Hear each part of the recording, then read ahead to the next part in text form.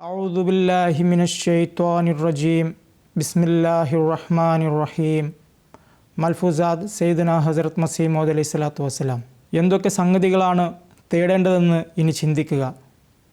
ഒന്നാമത് ധാർമ്മിക ഗുണങ്ങളാകുന്നു. അത് മനുഷ്യനെ യഥാർത്ഥ മനുഷ്യനാക്കി മാറ്റുന്നു.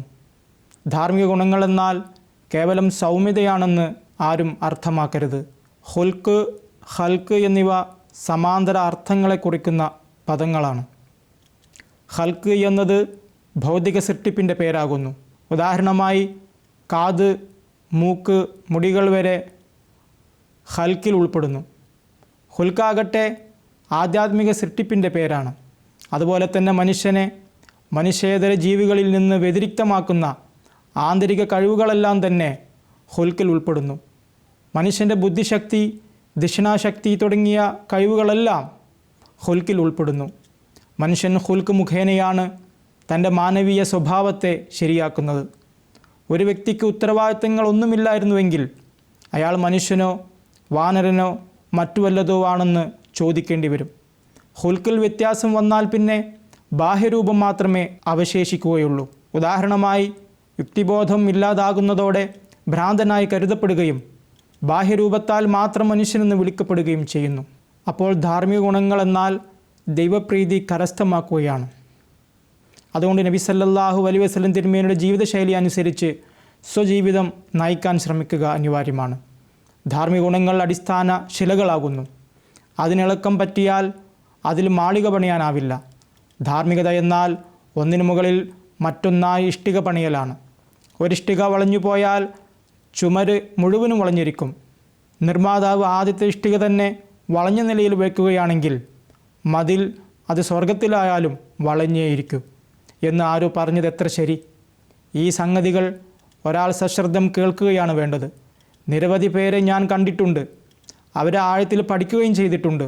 ചിലർ ഉദാര മനസ്കരാണെങ്കിലും കോപത്തിന് അധീനരും രോഷം കൊള്ളുന്നവരുമാണ്. ചിലർ സഹനശീലരാണെങ്കിലും ലുബ്ധ കാണിക്കുന്നവരുമാണ്.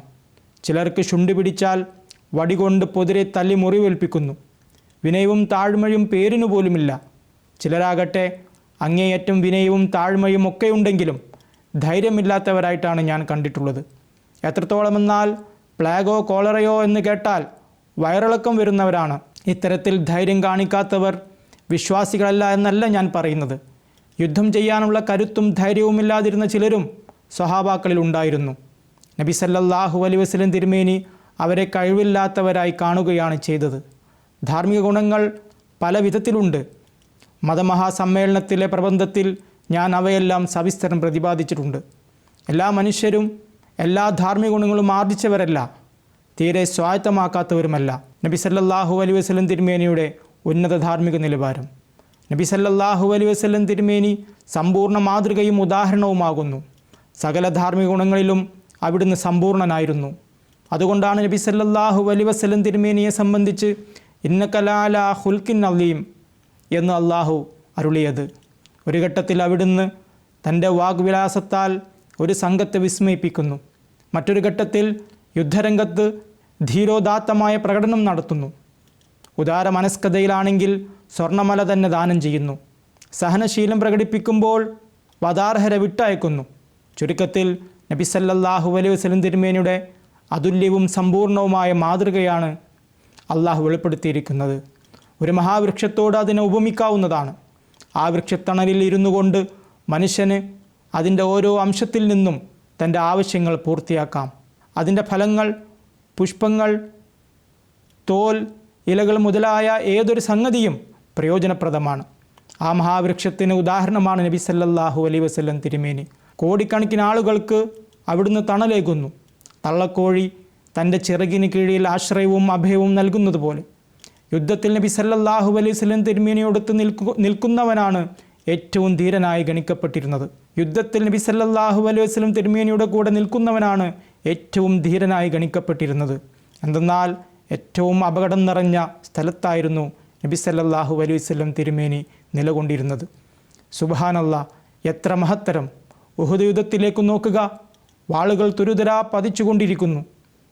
സഹാബാക്കൾക്ക് പിടിച്ചു നിൽക്കാനാവാത്ത തരത്തിലുള്ള ഘോര യുദ്ധം നടക്കുകയാണ്.